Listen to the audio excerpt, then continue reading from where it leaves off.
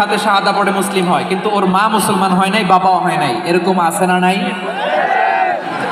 তো ও হয়েছে মুসলিম, মা বাপ হিন্দু, এখন মা বাপ কি বাদ? হ্যাঁ, মা বাপ বাদ দেয়া যাবে? যেই মা আপনার 9 মাস 8 মাস পেটে ধারণ করলো, আপনার মায়ের নার ছেঁড়া ধন, আপনি ওই মারে বাদ দিতে পারবেন? যেই মায়ের বুকের তাজা দুধ খেয়ে আপনি আজকে বাড়ন্ত তাজা তরতাজা, ওই মারে বাদ দেওয়া যাবে?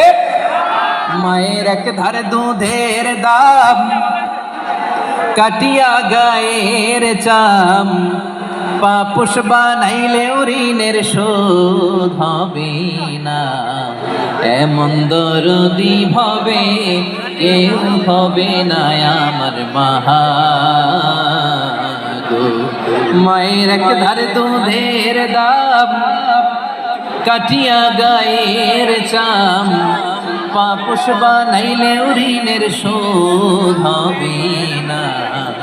এমন দরদি হবে কেউ হবে না আমার মাহা গো। ঠিক কিনা?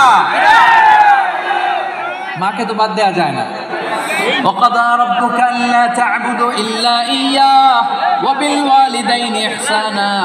আল্লাহ বলে অবধারিত দুইটা ভার্ডিক্ট তোমাদের জন্য, এক আল্লাহর ইবাদত করবা আর মা বাবার প্রতি ইহসান করবা। আদেশটা কার? মা বাবার প্রতি ইহসান করতে হবে। আমার মা হিন্দু হোক, ভালো আচরণ করতে হবে, বৌদ্ধ হোক, ভালো আচরণ করতে হবে। আমার যে সমস্ত হিন্দু ভাইয়েরা মুসলিম হয়েছে, তোমাদের মা বাবা এখনো মুসলমান হয়নি, তাদের সাথে ভালো আচরণ করতে হবে। আপনাদের খেদমত নিজে করতে হবে, অথবা খেদমতের ব্যবস্থা করাই দিতে হবে। মান্থলি যে খরচ লাগে এটা দিতে হবে। আরে তুমি এখন মুসলিম, তোমার মা বাবা হিন্দু, এখনই তো সুযোগ ইসলামের সৌন্দর্য দেখানো।